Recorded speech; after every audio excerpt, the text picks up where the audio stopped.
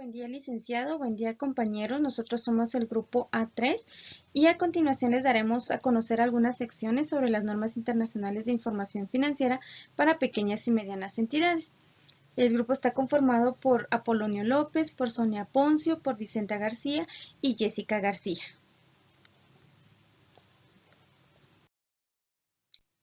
Sección 21. Provisiones y contingencias.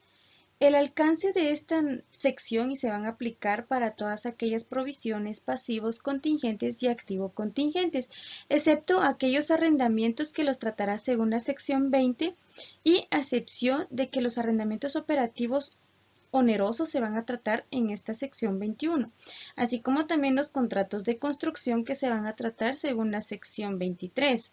También exceptuando aquellos contratos de construcción que sean onerosos que se tratarán en esta sección 21. Obligaciones por beneficios a los empleados que se va a tratar según la sección 28 y los impuestos a las ganancias que se va a tratar según la sección 29.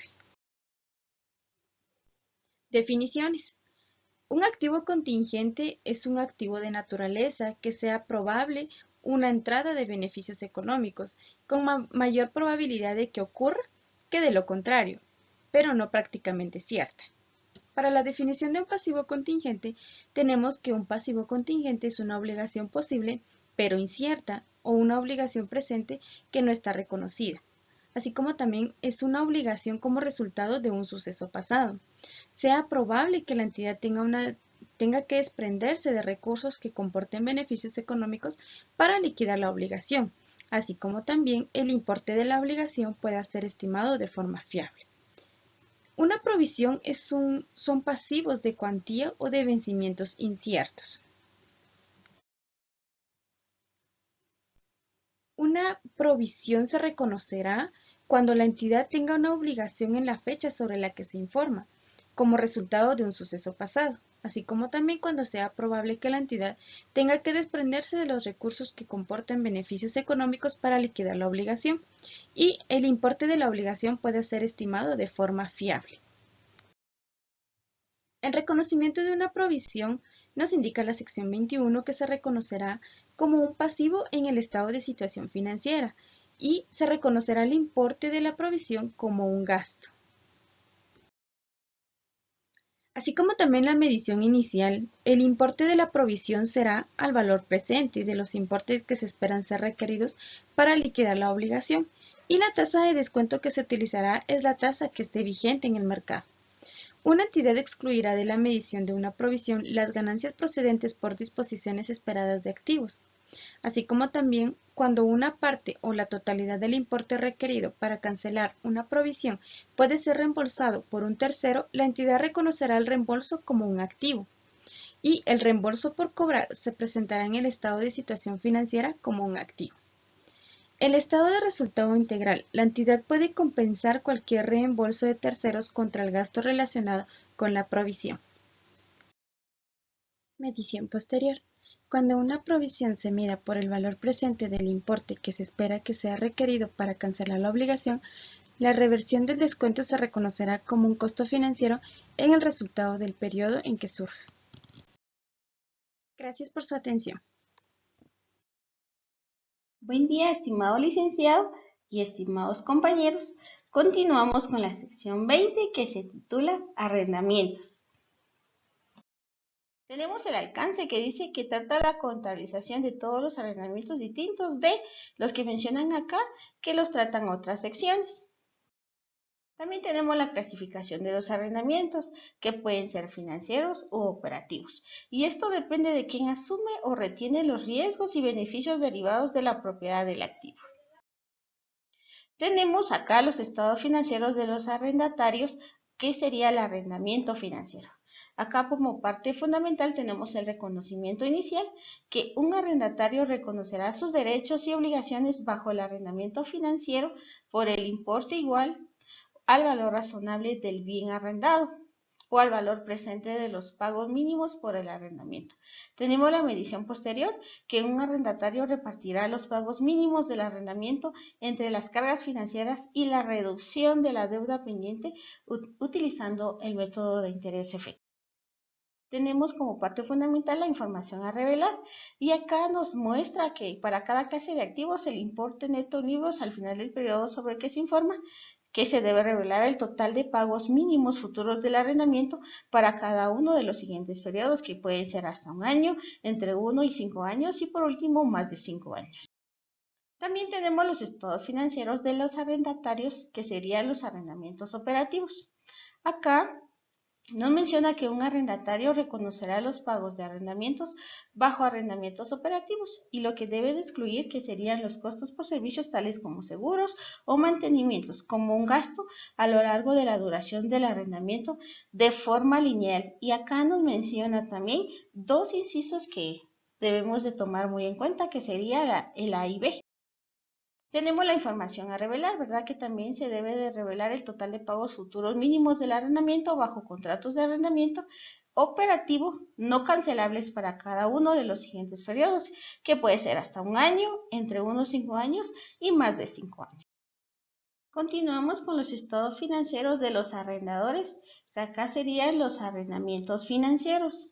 Como primero tenemos reconocimiento inicial y medición, que acá nos indica la sección que se debe reconocer como una partida por cobrar. De igual manera tenemos la medición posterior, que se basará en un patrón que refleje una tasa de rendimiento periódica constante. De la misma manera tenemos acá el tema de fabricantes o distribuidores, que son también arrendadores.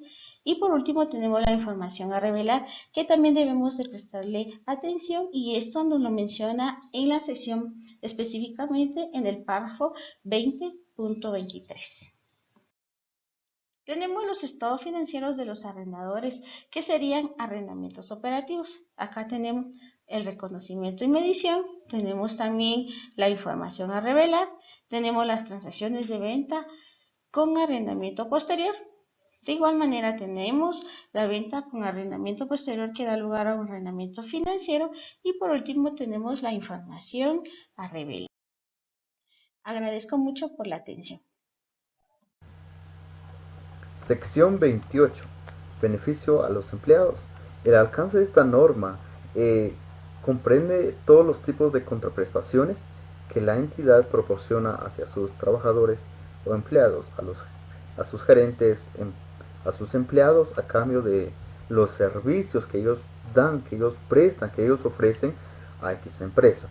Dentro de los alcances que esta sección menciona, tenemos lo que es beneficio a corto plazo a los empleados, beneficio a postempleo, otros beneficios a largo plazo.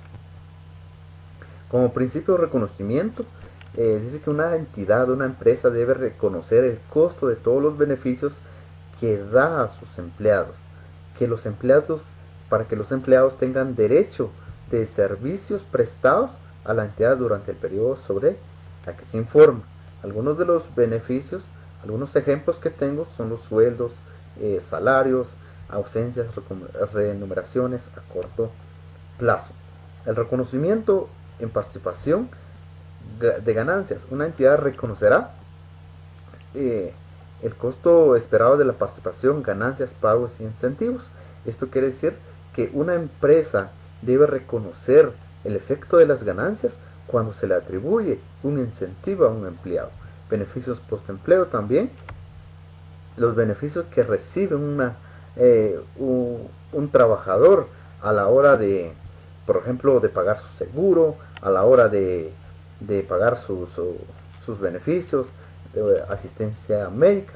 También los beneficios asegurados, que son los beneficios mencionados anteriormente en la diapositiva anterior. En la medición del pasivo, una entidad debe reconocer bien sus pasivos por beneficios definidos. Quiere decir que cuando se les da al trabajador, también se debe registrar como un pasivo. Introducciones, a cambios, reducciones y liquidaciones del plan. La entidad incrementará o disminuirá su pasivo por beneficios definidos. Cuando se le da, se debe registrar a perfección. Los reembolsos, una entidad cuando va a desembolsar, cuando va a dar al trabajador, también debe medirlo de acuerdo a los beneficios o obligaciones dados al trabajador. los beneficios por terminación, perdón. Una entidad puede estar comprometido por ley, por medio de un contrato, y eso lo debe pagar. El reconocimiento, cada beneficio por terminación debe reconocerlo como un gasto. En la medición lo medirá por terminación la mejor estimación del desembolso, quiere decir de acuerdo a los beneficios dados. En planes del grupo, según NIF para pymes, permite reconocer y medir el gasto por beneficios a los empleados sobre la base de una distribución razonable reconocida del grupo. Quiere decir que se debe registrar correctamente de una forma sistemática con una distribución. Dentro de la información a revelar tenemos lo que es a los empleados a corto plazo, información a revelar sobre los planes de aportación definido, información a revelar sobre los planes de beneficios definidos. Buen día, licenciada y compañeros. Continuamos. Ahora veremos la sección 32, hechos ocurridos después del periodo sobre el que se informa.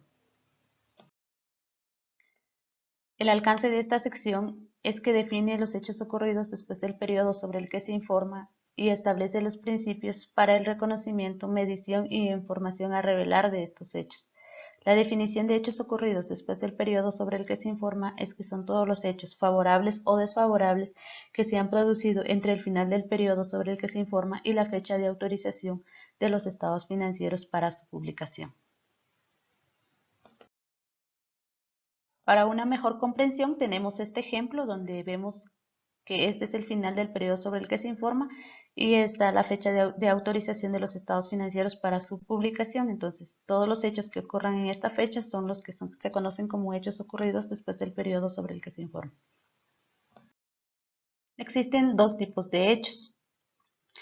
Los que proporcionan evidencia de las condiciones que existía al final del periodo sobre el que se informa, que son hechos ocurridos después del periodo sobre el que se informa que implican ajuste, y los que indican condiciones que surgieron después del periodo sobre el que se informa, que son hechos ocurridos después del periodo sobre el que se informa que no implican ajustes.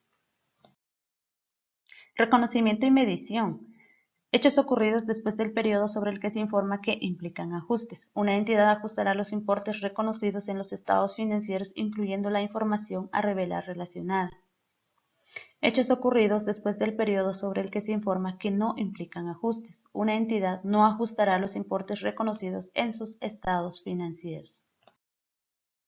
Ejemplos de hechos que implican ajustes tenemos las siguientes: la resolución de un litigio, el deterioro de valor de activo, la determinación del costo de activos, determinación del importe de participación en las ganancias o el descubrimiento de fraudes y errores. Ejemplo de hechos que no implican ajustes tenemos la reducción del valor de mercado de inversiones o el importe que pasa a ser exigible como un resultado de una sentencia favorable de una resolución de un litigio. Con lo referente a los dividendos es que si una entidad acuerda distribuir dividendos a sus tenedores de instrumentos de patrimonio después del final del periodo sobre el que se informa, es que no se reconocerá esos dividendos como un pasivo al final del periodo sobre el que se informa, sino que se puede presentar el importe del dividendo como un componente segregado de las ganancias acumuladas. Respecto a la información a revelar, es que una entidad revelará la fecha de autorización para la publicación de los estados financieros. Y respecto a los hechos ocurridos después del periodo sobre el que se informa que no implican ajustes, para cada categoría de estos hechos será necesario revelar la naturaleza de este hecho, una estimación de sus efectos financieros o un pronunciamiento de que no se puede realizar dicha estimación. Algunos ejemplos de hechos ocurridos después del periodo sobre el que se informa que no implican ajustes son las siguientes: una combinación de negocios, la destrucción por incendio de una planta de producción importante, una reestructuración importante o cambios en las tasas impositivas y fiscales a las que está sujeta una entidad.